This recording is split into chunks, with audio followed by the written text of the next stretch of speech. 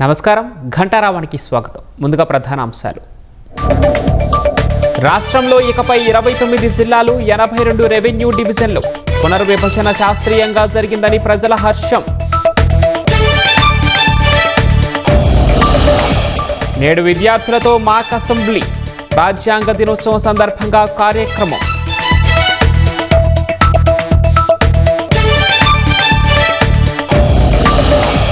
Tirupati SV varsity క్వార్టర్స్లో చిరుత సంచారం. ఓ ఇంటి వద్ద ఉన్న కోళ్ల బోనులోకి వెళ్లేందుకు యత్నం.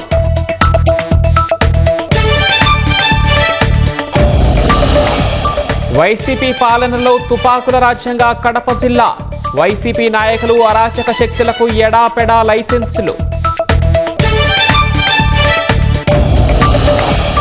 మలక్కా జలసంధి వద్ద కొనసాగుతున్న తీవ్ర వాయుగుండం. ఇవాళ తుపానుగా బలపడే అవకాశం.